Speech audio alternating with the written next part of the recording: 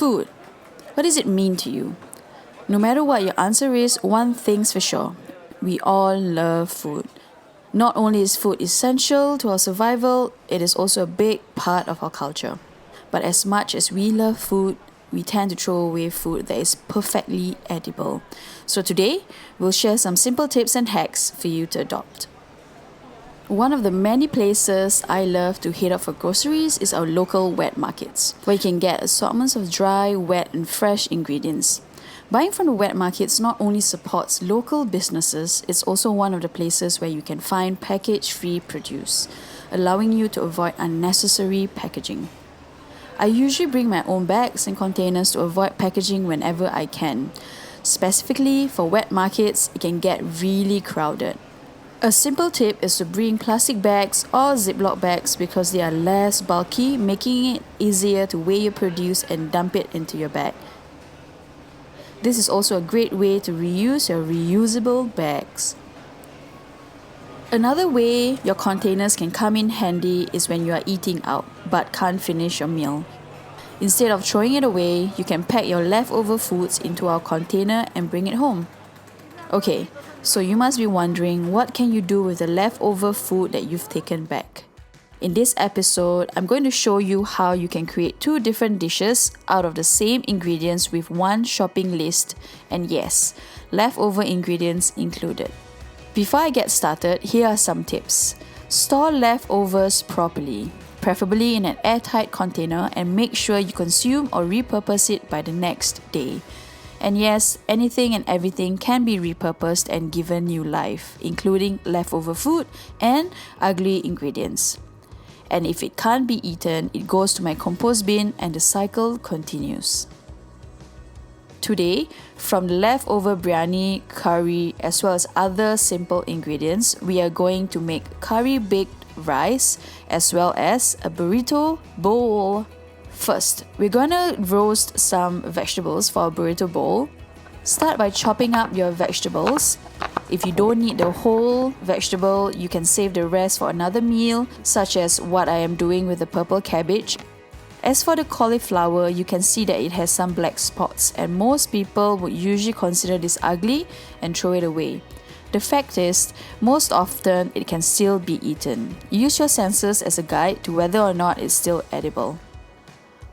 Once you have prepared your vegetables, we are going to transform some stale bread into delicious croutons to add some crunch to both our dishes.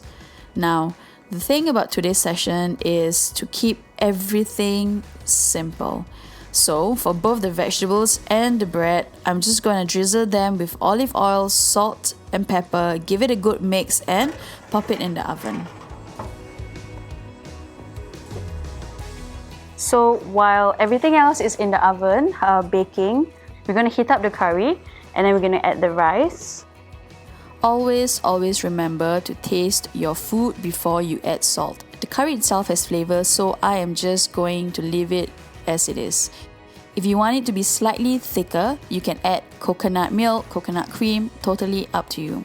Once you see it bubbling, you can then add the rice, give it a good stir, and then add a handful of spinach.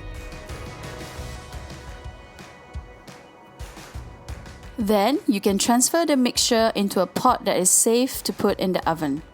And saving the best for last, top the rice with your favorite cheese. I'm using plant-based cheese, but you can use any cheese you like.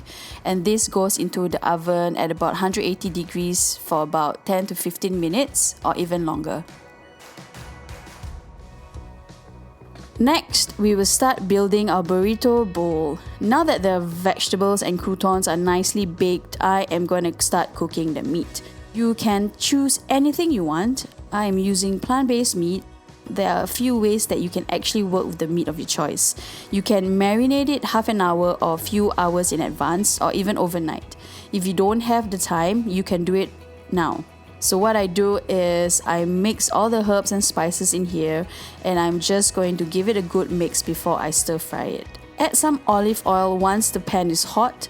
Cook it until it is nice and brown. Remember, you don't want it to be overcooked because then it'll be too dry. I am going to use the remaining leftover rice that I have to make my burrito bowl. Spread it out evenly to create a base, then add your roasted vegetables, your meat, your herbs, whatever you want to be on top of it. And voila! The baked rice is now ready. Remove from the oven. We have whipped up 2 dishes, which are the burrito bowl and the baked curry rice, all made using leftover or takeaway food that couldn't be finished. They are completely new meals that otherwise would have been thrown away. It really doesn't take so much time and it's super easy. All you need to do is chuck it in the oven and then voila. And finally, these are the food scraps that I didn't use or cook with. Instead of throwing them away, it goes into my composting bin, which eventually turns into black gold, also known as compost. I use it to enrich my soil and it provides nutrients for my plants. It is a natural cycle and nothing ever goes to waste for me. So this is what I do with leftover ingredients, leftover food scraps, and I want to kind of like challenge you to come up with creative ways that you can do with food that will be otherwise been thrown in the bin. So yeah, so I hope this inspired you to kind of like create your own little change.